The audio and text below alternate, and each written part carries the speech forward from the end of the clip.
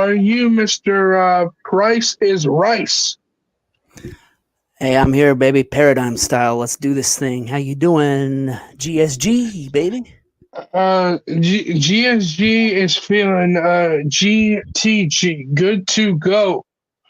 No, you don't want to go touch grass, maybe? No, I already got enough grass with the green I touched on my shirt. Is that what it's made from? Yeah, that's why it itches. Touch plenty of grass. Just be careful and don't smoke too much of it. You might get the munchies. I'm too fat. I already have enough munchies. Yeah, and you know, speaking of munchies, it's actually convenient. If you just so happen to be getting the munchies, we recommend before we get started with the show, why don't you head on over to concessions and go check out Pedro's. Oh, Pedro's picking the top. Hola, it's Pedro. Contract my chicken and tacos. I sell your body parts to the cartel. Oh, also, Texas Steel, you son of a bitch. Tell your sister. She can go piece up a rope. That ain't my baby. Fuck that bitch. At this point, I don't think we'll ever know if the kid is actually Pedro's. No, I was about to say, it seems that we were still on the case, but from what I can tell, I in my earpiece, I'm getting now that there's no longer a case to be involved because I guess we're ever going to find out. Apparently the court system has went from America to Mexico. It's been extradited. So, wow, yeah. I guess they took Pedro's advice and pissed up a rope. Fucked at beach instead. That was a good impression. You know, I know. Look, I hung out with Pedro. We went to Calabasas a few weeks ago. We had some caprese salads and some cervezas. Nice guy. Solid. But ladies and gentlemen, this is MDC. You know what it is. You know what we do. This is the groundswell of professional wrestling. We are about it. We be about it on a daily, weekly basis. We stay about it. We on top of the game all the time. And this is the thing is, speaking of on top of the game, we have the first match, at least in this portion of the show, going to kick us off, and that's going to be TJ Blaire, Renegade Champion. This is a non-title contest, taking on Damien Wolf. Now, honestly, just much like anyone else in a non-title contest, when someone is facing a champion, if they were to defeat the champion, they could automatically, if not become number one contender, rise up to the top challenger's position and gain an opportunity at a title. Damien Wolf is one of those fighters in this business that is a workhorse, wrestled their way to the top on multiple occasions across multiple different companies, especially here in the MDC. And to get an opportunity to get a chance to someone like TJ Blaire, especially in the climate that is TJ Blaire's world and the farm as a whole, especially given up what's going on later in the show with the World Championship, this may be an opportunity. Yeah. This may be the time where Wolf can get that W and possibly, rise the name up in the ranks of the Renegade division. But we start off this contest. Both men are in the ring. They come to the center, locking up in the middle of the ring, collar and elbow. Quickly, it derails into a side headlock right from Damien Wolf, wrenching in on the head of TJ Blaire. But TJ Blaire is able to lift him up, looking like he's going for a back suplex. But Damien is able to land on his feet, back flipping over. Once he lands on his feet, he pushes Blaire right into the ropes, and Blaire comes off. Damien tries for some sort of maneuver, but it doesn't work as Blaire's able to counter it, slamming him right down to the ground. Blaire goes for a cover, but only gets a 1. Damien gets right back up, and that's when Blaire starts the offense. Quick punches of fury by the Renegade champion of the world, TJ Blaire. All those punches lead right into the ropes, and he whips off Damien Wolf and leans down. Does Mr. Blaire looks like he's trying for a back body drop, going to send Wolf overhead, but Wolf was able to upkick him up the face. Small package, leading to a 1, leading to a 2, but 2's all he gets, and he gets Blaire back up. Hard chops to the chest from Damien Wolf, whip into the corner, runs in, European uppercut. Could leave Blaire on the out of his senses. Brings Blaire out of the corner. Front face lock. Looks like he's going to go for a DDT or a suplex, but Blaire with shots to the ribs. Counters it, gets out of it, knee to the gut, hard knee lift right to the sternum of Damien Wolf, and then lifts Damien right above his head, drops him down, sits out Liger, sit out bomb. 1, 2, not enough to get the job done in this instance. Wolf's able to get everything about it, kicking out at 2. Blaire gets on top of Wolf, starts laying it in, hammering those fists right into the face, right hands aplenty. Ref admonishes Mr. Blaire right away, trying to separate him back. He gets him back as Wolf is able to get to his feet. Wolf starts once right to his feet. Blaire goes over to get a hold of Wolf, but Wolf is able to get a jawbreaker, quickly trying to break up the monotony. That's when he starts back to the chops that he was unleashing earlier, right to the chest, lighting him up. Does Wolf beat red? Does the chest of Blaire turn? Wolf whips him into the ropes, and as he comes off, leg lariat right down, and then jump. Then he gets back up, jumps down, pops up, knee drop right to the chest of Blaire. 1, 2 from a cover, but Blaire's able to get back up. As Wolf is getting Blaire back up, much like Wolf was able to do to Blaire, Blaire's able to get the upper hand. This time it's not a jawbreaker, but full up the chin, fist right up underneath the chin, and he boots. He quickly boots Wolf right in the gut, picks him up, fish hooks the leg and drops him down. Fisherman's brainbuster. Goes for the cover. Right on the top of the dome. Uno dos, but Wolf somehow is able to get the kick out at the count of 2, and Blaire gets Damien back up. Headlock could be going for the panic switch, but Wolf is able to somehow fight it out.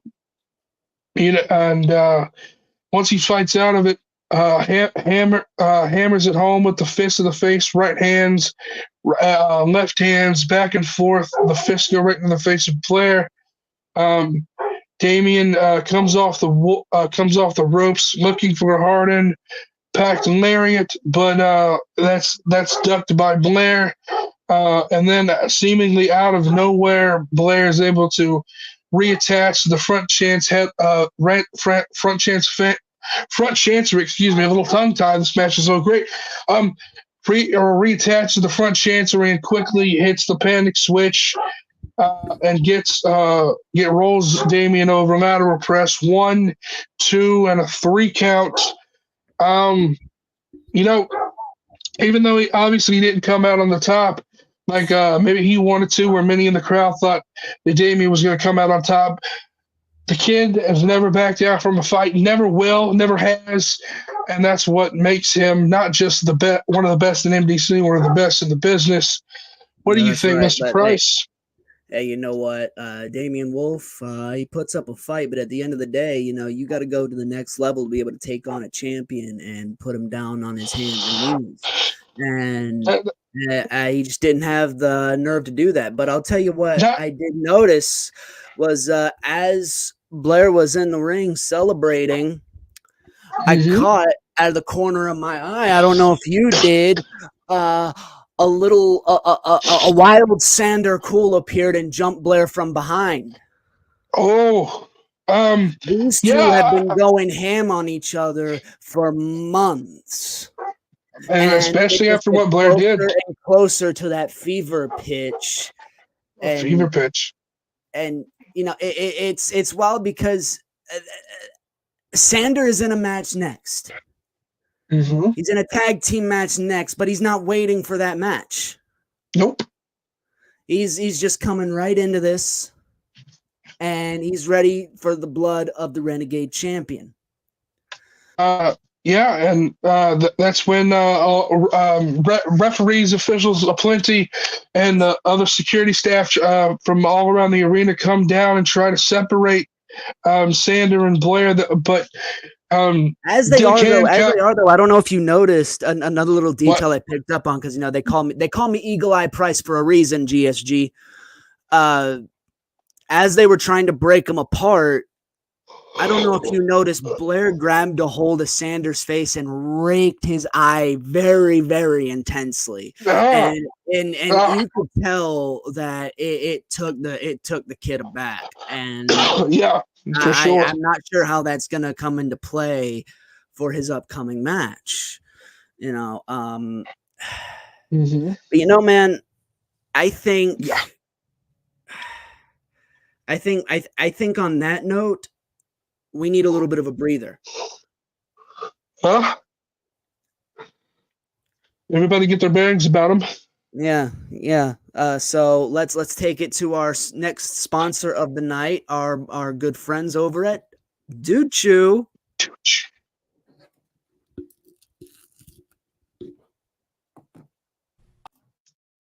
I used to be a loser who couldn't get laid at all, brother. Now I've got more women than I can handle. Can we trust a communist like Tyrion Moon and his disgusting moon juice? I mean, just look at them side by side, dude. Basically the same person. There's 3 things I love in this world. God, Trump, and Dude Chew. Dude Chew is made exclusively in North Korean factories by children ages 2 to 5. And you're probably asking yourself, dude, isn't this, like, illegal? Yes, it is. So let me ask you a question. Are you gonna be a beta cuck like them, or be an alpha like me? So call me. I'm not gonna give you my phone number, but call me and buy a bunch of fucking Dude Chew right now, or I swear to God I'm gonna kill myself. I swear to God I'm jumping off a fucking bridge right. Side effect of Dude Chew includes rectal bleeding. Do not take Dude Chew if you intend to vote Democrat. That was Dude Chew, ladies and gentlemen, and you know I have a very special sponsorship offer, because as a fellow sunglass wearing individual like Mr. Dude Chew, I have been given the honor of being able to live test the newest Dude Chew program, a new Dude Chew branding, Dude Chew Gum. Oh, yeah. So let's try this out. Live on air. Whoa, I feel dudier already, bro. Do you want to go? You know, I feel so duty that I feel like doing something crazy. What you gonna do? You know, I want to have a word from somebody, because you know we just saw some craziness go down with the farm, and I would like to hear the viewpoint of someone who, you know, we know has a little bit of history with them. And I got word. I got word from my secret little my sheets. My sheets gave me this little scoop that he'd be back from vacation. Ladies and gentlemen, put your hands together for the man, the myth, the legend, Graves Fuller. I take a couple weeks off for my corporately mandated vacation after that last glorious day of sponsoring both Dude Chew, which nice to see they got a new product they're letting you sample there, Mr. Price, and Moon Juice. I don't remember much what happened, but next thing I know, I'm on vacation at a very fancy resort. I come back and it's gone. The place has lived up to the name of Madhouse. People are going crazy. People are letting Standard Cool run wild. What's been going on here, GSG? Blake Buchanan back. Look. Everything has gone off the rails. We've lost contact with some of our main head honchos. I mean, again, you say you're on vacation, but I think you were handling other business. But that's neither here nor there. What is here and now is the fact that your boy Blaire was just getting into a brawl with Sander Cool, and now Sander Cool brawl with him. He might have blinded him. Yeah, well, true, blinding. There was Mr. Cool brings on this unwarranted attack against our Renegade champion, and you're upset that he defended himself, possibly blinding the man was an animal that needed to be stopped. He's been left off the chain for too long. Hey, personally, I like seeing the madness. It's kind of my thing. It'd be great. That madness that he has. Well, madness has led to a back and forth where not only did Sabrina and Dick Hancock come down to the ring, try as members of the farm, but also Cerebi running down to aid his partner, and we're able to get this tag match going. Already it's kind of affected because you've got the fact Sander got one bad eye already, so now the team of Cerebi and Sander Cool, it's kind of a team, and it's kind of like a half a team at this point. There's several great wrestlers with only one eye. Sander will be fine, and if he's not, well, then his insurance rates go up, and I'm going to have to deal with that. One of the greatest one-eyed just drink the juice cleanse.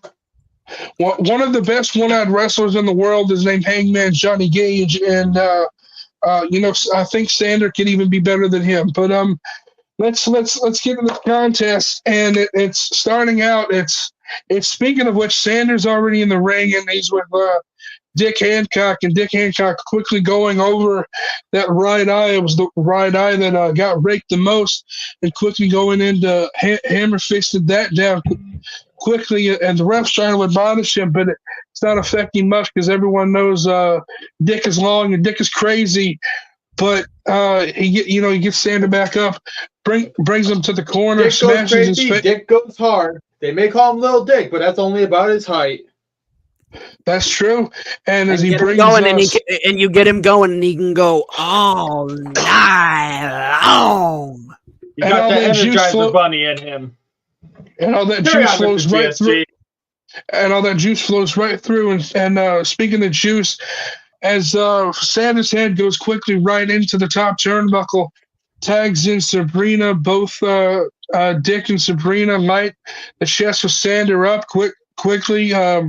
Double tag team chops with this, and they both take Bill Sander right out of the corner with a hip toss, and quickly Sabrina gets on top, goes for a 1, goes for a 2, but Sander's able to get the kick out. She gets him right back up, and a couple of right hands, then a scoop up and a slam, and she comes off the ropes, drops the leg, goes for another cover, 1, 2, but Sander's able to fight through. She gets him up again, takes him back to the corner with her and Hancock, and Hancock is tagged in, and they both whip Sander right to the ropes.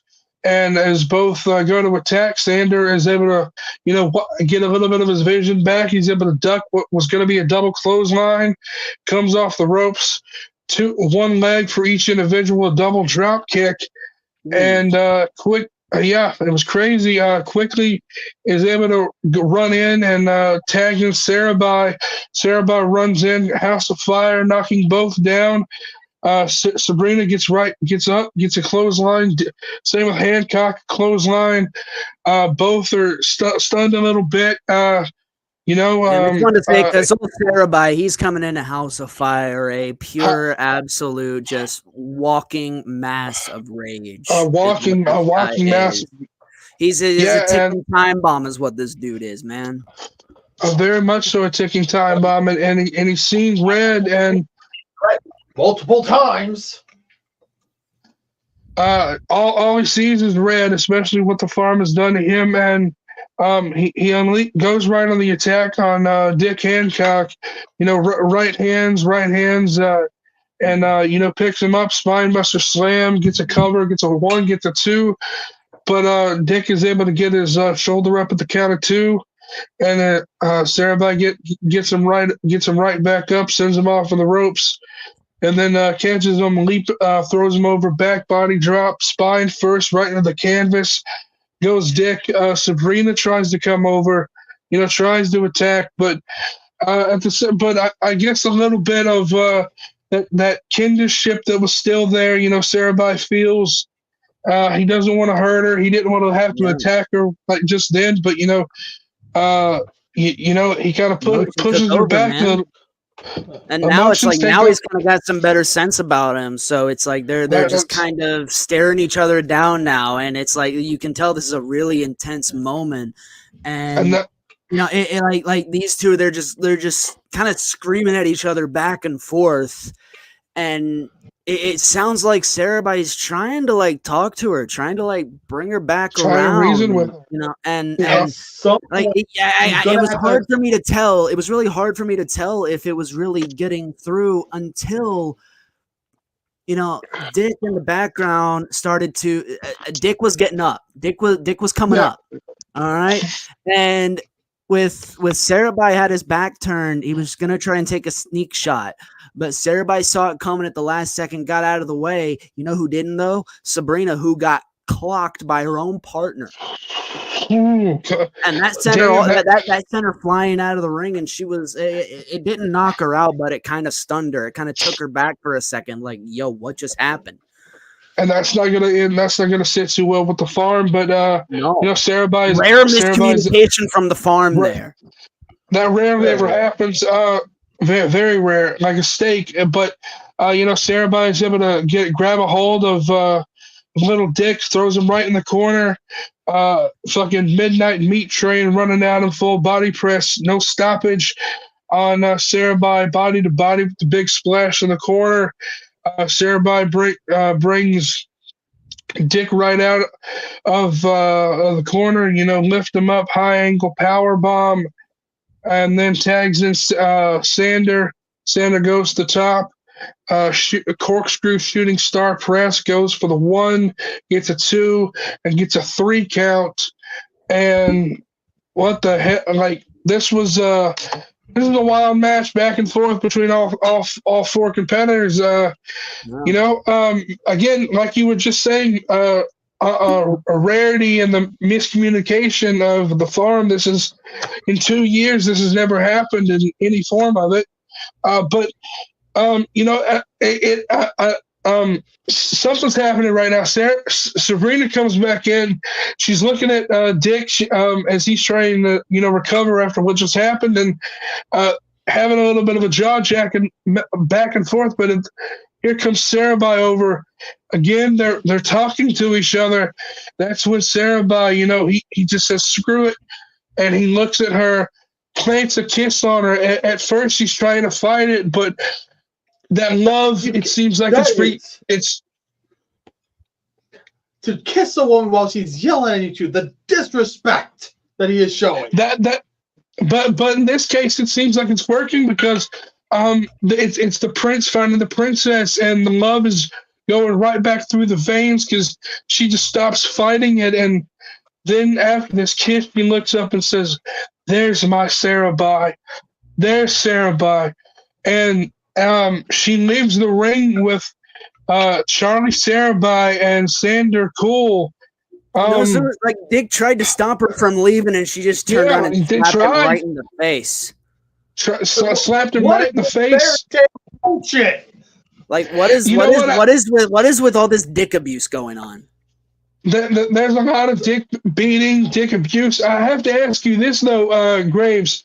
What do you think is going to be with the mind of the farm now? It seems like this lady that y'all recruited a few months ago is seemingly back with her boo.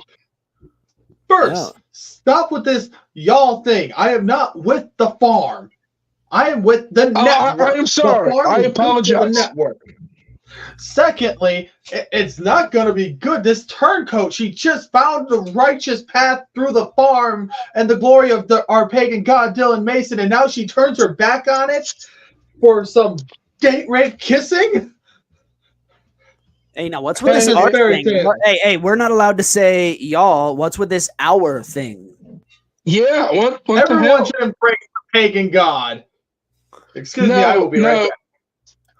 That is date raping itself. But at the same time, I didn't know we had a Johnny Gage fan up in here.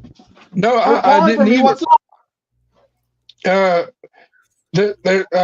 There's beautiful. But you know what? Speaking of which, since he's gone, you know, I'm chewing this dude chew gum is great and all, and it really makes me feel super duty. But I'm thirsty. You could use a thirst quencher. I could use a quencher. Okay. What do you think? Yeah, man, I'm pretty parched too. Yeah. So I think this is a good time to carry word to our next sponsor. Carry on. This specimen, stuck in the monotony of the mundane. How terribly tragic. Look at all these boring and obtuse beverages, some that make you want to vomit. Well, fret not, for I, Tyrion Moon, have come to liberate you from this dreary predicament. Behold, moon juice! The elixir of wonder, the antidote to the ordinary, the drink of dreamers and doers alike. Feel the rush of extraordinary coursing through your veins. With moon juice, every sip is an escape from the mundane, a leap into the unknown, a spark of mischief in a world too often dull. Moon juice has changed my life forever. If you want a drink that will elevate you to the next level, get yourself a bottle of moon juice. Use code MOON to get 20% off on your order. Moon juice, ladies and gents. Hey, Graves is a fan of moon juice, right? Yes, I'm a fan of moon juice, but after my corporately mandated vacation, I've been put on a juice cleanse, so I do hope at least one of you has a glorious glass of our sponsor on hand. I unfortunately was not able to secure some before I come sit in the booth, but I will try to have some next event. Tyrion is not going to be happy about that. I know, but I really think that I think what he's not going to be happy most of all is the fact that he keeps getting called a communist by this dude shoe guy. Look, I think eventually he's gonna have to. I think eventually he's gonna have to say something about it. Like, I mean, this is like some serious blasphemy here. Yeah, I don't know what's with the sponsors arguing and fighting. They still get plenty of airtime on our shows. We had a glorious new commercial for Moon Juice, and neither of you could be bothered to have some handy. Hey man, I learned from you. Okay, we don't mix dude chew and moon juice. That's true. That's apparently new on both labels. Yeah. You don't mix them. Bad things happen when you mix moon juice and dude chew. Bad things also. But speaking of bad things mixing, before we get to the main event, let's we'll go over a couple of things that happened during the show that we weren't able to get here on this live event. So coming into this show, we had a match booked called a San Francisco 49ers match, and I haven't heard of it before. I didn't even know this thing existed. So when I saw that Nick Apollo was going to face Sean Soulstar and saw Soulstar's return to MDC in 4 years, I didn't know what the hell. Both of these guys requested this match. Mm-hmm. So all I know is that 49ers match, for those of you who are ill-informed, they've got 4 poles around the ring with 4 boxes attached to each of these poles hanging. And in each of those boxes are mystery objects. Uh-huh. And you can basically just kind of use them at your own whimsy. Yeah. And boy, do these two use it at their own whimsy, going back and forth. I don't know if I necessarily call it back and forth there, bud. That was a very dominating performance from one Apollo. Especially any details, they can go read the dirt sheets tomorrow. Yeah, you can read the dirt sheet report for the full recap, but all you need to know is Soulstar got soul stomped by the Highway Star.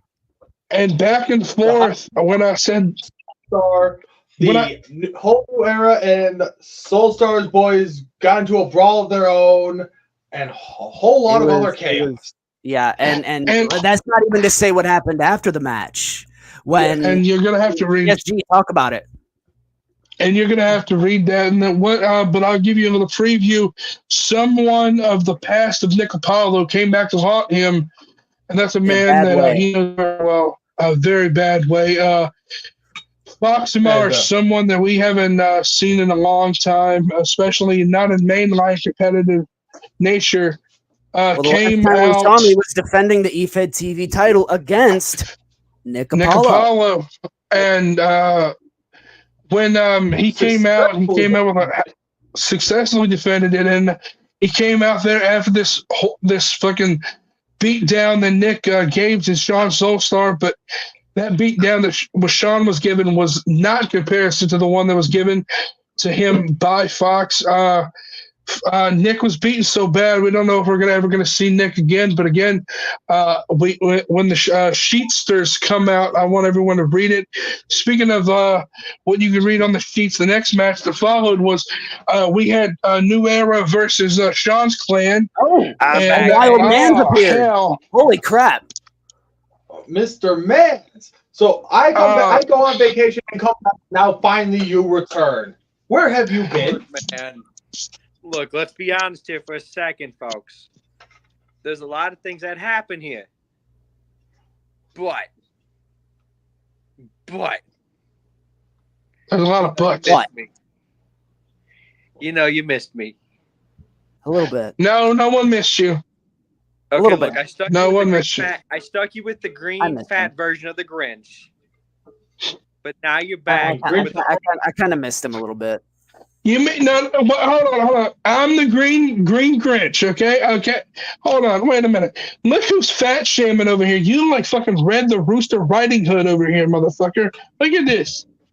Man, we can't say that. And outside, boy.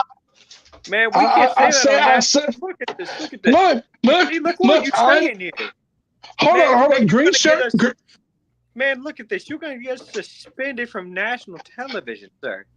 The thing is, this is airing in international markets. They can say whatever they want to. I know it's kind of my thing to I'm going to be the unprofessional professional here. The next on the recap, we had Mad T and Dro Delaney. And Dro about how that went. And Dro, Dro and Mad T and Mad T's return to the MDC was back and forth contest. Truly, 50-50 on all fronts. Mad T was trying to prove why he wanted to come back and be one of the best the MDC has to offer, seeing as he's done that multiple other companies. But this show, but this show was in Puerto Rico, the home country, the homeland of Mr. Dro, and Dro was not going to lose and go down in front of his family, his friends, his countrymen. So that's why he was able to beat the brakes off of Mad T, but you can read more about it in the sheets. And another one you can read is about as we step closer to crowning the Verse of Valor title holder in the tournament this week, we had former international champion and OG member of the roster, Tyler Savage, versus a member of Nick Apollo's crew in was Vagabond, and those two went at it hardcore style, fighting left and right, rights and lefts by both men, trying to get the better of the other. But in the end, one man was able to get the victory in that tournament match and move forward. But I'm not going to spoil that. Want you all to read it, and you can. But coming up next in the finale of this event, the main event for the World Heavyweight Championship. Two men that are decorated in every bit of the sport. The longest tenured member of the roster since day one in T-Money, the franchise player of this promotion, first ever Triple Crown, first longest reigning world champion, international tag team champion, taking on the man that's held the championship for 2 years, the pagan god, the miracle worker, the messiah of professional wrestling, the world champion of MDC, Dylan Mason. For so long, there have been so many people that have tried to take down the pagan god and try to become their own god of this business, but it's not happened. So many people try to take that world championship from him. Even Team Money's best friend Mel Walker last year, and it was funny because it was when Dylan debuted, it was Mel who he took out. So this is even personal for T. Come back to this. Now Team Money's out here. He's trying to turn the pagan god into the pagan goof. If we're being honest, let's be real for a second here. Okay, let's cut down to the chase. Okay, this is the final stand between MDC and the farm. It is. Why do you keep putting so much separation? The farm is MDC. They're very alienated, though, man. I don't know if you've been in those locker rooms. It's like MDC is over here, and the farm is like kind of over there. They're kind of off in their own little world, man. Let's be honest. You're the one. No. I got this. You're the goof. You, sir, are the goof that's wanting to make all of this one. Dylan Mason's one that wanted to make all this one. Guess who has the farm makes MDC money. You and the farm made all of us money, but guess what? We don't make it money no more. Team Money's gonna make us money now. Because guess what's on the line? The MDC World Heavyweight Championship. And guess who has to put his money where his mouth is? Dylan Mason.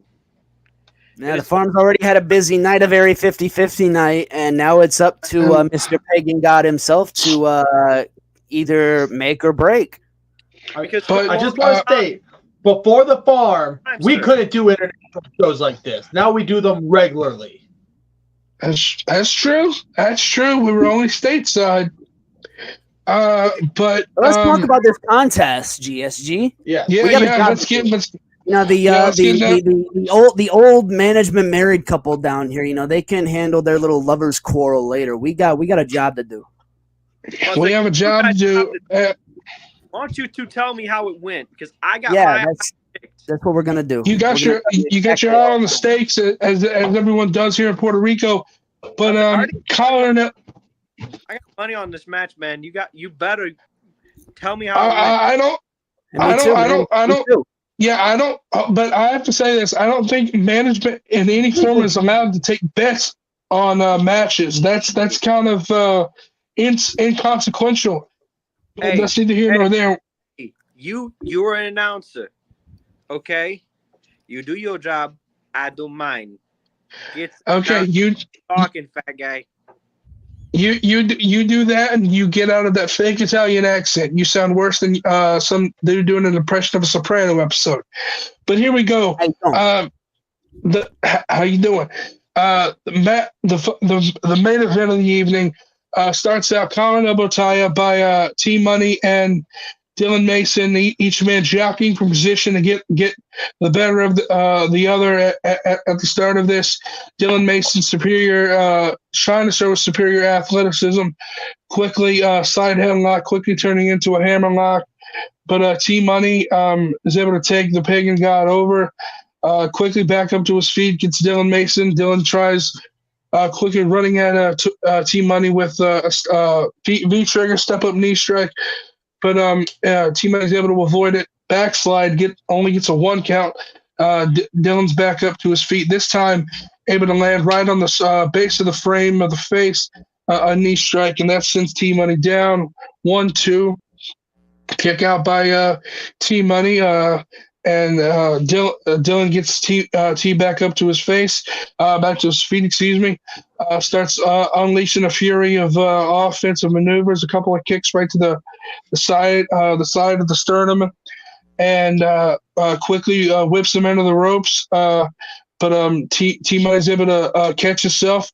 A little bit of much like earlier, 4 up the face, a big right-handed hook, and able to take Dylan off of his feet, quickly lift him up, suplex right into a Falcon Arrow, sitting out with the slam. 1, 2. Dylan's able to kick out at 2. T-Money tries to get Dylan up to his feet, but underneath the jaw gets a jawbreaker. Whips T-Money right into the ropes. Dylan runs in, running knee right to the upper body of T-Money, and then keeps him positioned in the corner. Shoot kicks right to the chest of the Postman, and then brings the Postman right out. Fireman's carry to a seated position, and Dylan runs right off over the ropes with a knee strike running to the back of the neck, right above the shoulder blades. Gets on top of T-Money. 1, 2, but that's not enough to keep the Postman down. Dylan gets him right back up, kicks him right in the gut, looking like go for a power bomb right into the double knee backbreaker, but spun out is T-Money able to avoid it. Open-handed palm strike right to the face. Palm strikes chopped right to the chest of the pagan god. Sends him right in the ropes. Says T-Money. Pump kick, the Bruck kick right to the face. Stepping up, boot meeting flesh. Left him saying, bruh. B-R-U-H right coming out of Dylan's mouth. But Dylan's able to stand on his feet. A second Bruck kick is finally able to send the pagan god to the mat. Covered by T-Money. 1, 2. The pagan god is able to kick out at the count of 2. With lying on his back, T-Money tries to apply the Texas cloverleaf that he calls the pay up, but Dylan wasn't paying up at that moment because he was able to fight his way through, kicking away, punching away, getting back up right to his feet, going right towards T-Money. Another V-trigger, like knee strike right on the bridge of the nose. This time able to get up in the powerbomb position, drop down on the knees, powerbomb lung blower, goes right for the cover. 1, 2, Postman able to kick out at the count of 2. This match is 5-star, probably 10-star level quality right now, and I wouldn't expect any less from two of the. We ain't even in Japan. No. This is Puerto Rico. Two of the greatest professional wrestlers in the sport today. Both men are tired. Obviously, this has been going on for a while. Both men slugging it out back and forth. Oh, yeah, we got to be about 25 minutes into the match by now. About 20 minutes, getting that close to that 30-minute mark. T-Money is fighting back and forth. Both men punch after punch. Dylan tries for a step-up knee strike, but that's blocked by T-Money. T-Money hits a spinning forearm shiver across the face. The stunning the pagan god. T-Money tries it again, but that's blocked. This time, Dylan's able to encounter T-Money with another knee strike, then a roundhouse kick to the face, side of the ear, knocking the equilibrium off. It's insane. And Dylan Mason then jumps up with another strike of the knee. T-Money goes down. Dylan tries to go for the pin again. 1, 2, but the Postman is not stopping. He's not giving up. Kicking out at 2 again. Trying as he ever might. Looks like he's not executing it yet, but Dylan is seemingly calling for that the Blood Eagle, but as T-Money is starting to rise to his feet, Dylan goes to kick him in the gut, the setup to the double arm brain buster, but T-Money's able to catch the leg and another forearm shiver, and multiple vicious headbutts right to the top of the dome of the pagan god. T-Money is able to get his own power bomb right on Dylan, throws him right into the corner. Another bruh kick, but Dylan, Dylan doesn't go down. T-Money gets him right onto his shoulders, Canadian back rack, hits the return to sender, a dominator, but is not going for the cover. I'm assuming that he wants to make sure if he wins this match and beats Dylan, the first man to do so, he wants to put him out in devastating fashion, gets him right back up, hits a second return to sender. This time is when he goes for the cover. He goes and gets one, gets two, and oh my freaking God, T-Money is able to get the 3 count for the first time in 2 years. Not only has Dylan Mason been pinned, but we have a new heavyweight champion of the world. The first 2-time world champion in Madhouse history is the postman, T-freaking-Money. Wait. I'm ecstatic. I don't know What's going on, man? All right, Slaughter's doing something. This is a Yeah. travesty. This is a celebration. No. This is a celebration. Wait, what? No. What do you mean, no? What are you telling This me? guy's problem. This guy's problem. What are you doing over there? What What are you doing? conspiracy have you been up to? We're celebrating a world championship victory by a man that's been here since day one, beating the man that's taken over this place. I mean, all the props to him. What's that? I mean, What are you obviously, it would take more than any small thing to Who's put down talking the to? Everyone shut up. Jesus, Graves, don't you know how to shut your mouth for 2 seconds? I don't know why If you would get whatever. when it's time for me to deliver some good news to you or some bad news in GSG's place. You see, you know I run a weed farm, right? Yeah, the one that You know, I'm a frequent customer. yeah, I have a very important customer, and he was so gracious enough to drop off some very important items. Okay. Okay. Get to the point. If you know, you know. We have a celebration. If you remember a couple months back, Yes. cash in, there's a couple of things he wanted to cash in on. Wait a minute. What are you talking about? What's going on about, Willis? Hold on. You're not Anyway. referring to when CTC beat the farm and they were able to challenge anytime they wanted to for any title. They've all had their shots. Well, anytime. Not one person. One person hasn't. Oh, Jesus, Mother of Mary. what are you Anytime. talking No. Okay. Not right now. Not right now. Anytime. Not right now. No. No. Who signed the contract to approve this? Who? No. I have no power. You son of a bitch. You did it. You son. You signed it. Didn't you? You dirty dog. You have a relationship with this man. What can I say? He's made me Ball money. guy gets the slightly faded stunner, not one In touch other with, but words- 3 the postman and it's In pinned other him. words, hey Graves, you've made your money. Time for me to make mine. No. I'm sorry. And on that note, Josh freaking Byers is coming down to the ring right now. Whoa. Hold on. In Wait other a words, minute. He I'm comes down. sorry. It's all business, baby. He comes down to the ring. T-Money, obviously shocked like everyone else, gets into the ring, and he's had this match with Mason. He's beaten up. Byers goes right after him. He hits a slightly faded stunner, but he doesn't go for the pin. He gets Money right back up. Hits a second one. That's not good enough. I guess he's gonna. No. Let me do this.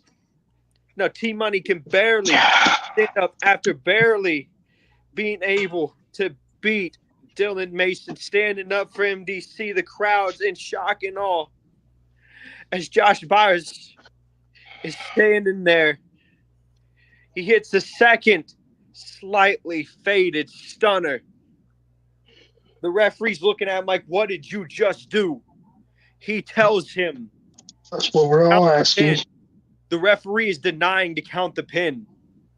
Oh, You know what Josh I would. does? He hits a slightly faded stunner on the referee. That's going to get a fine. But you know who's at ringside? You know who's at ringside? No, he cannot do this. No one can do this. But you know what I was doing? I made sure to send out one of my referees. Oh, come on. One of my referees was there to make sure that a proper count was made. So he made sure that 1, 2, 3 was made. God. And look at new world heavyweight champion Josh. We just went through 2 years of the farm, 2 years of the pagan god, and now we got this. You know, honestly, I don't know. I don't know which one's worse. I don't have nothing against Josh. I don't have nothing against Josh. And from my house, I don't have anything against. I don't have nothing against Josh, but good God, T-Money worked his ass off for this. Someone had to come in after 2 years and take over and win that championship. And it was the man that's been the franchise in this place since the start. And for this to happen, I understand when you have that opportunity anytime, you take it anytime. Josh was the ultimate opportunist, the ultimate chance taker, but it was supposed to be a single match, not some catch. You and I, mans, are going to have a conversation about this. First of all, you got to be able to have access to my mom in order to be able to talk to stuff. But like I said, from my family to yours, folks, it's been a pleasure talking to you on this broadcast of MDC Firefight. We just saw the San Juan screw job. See ya. This is San Juan screw job.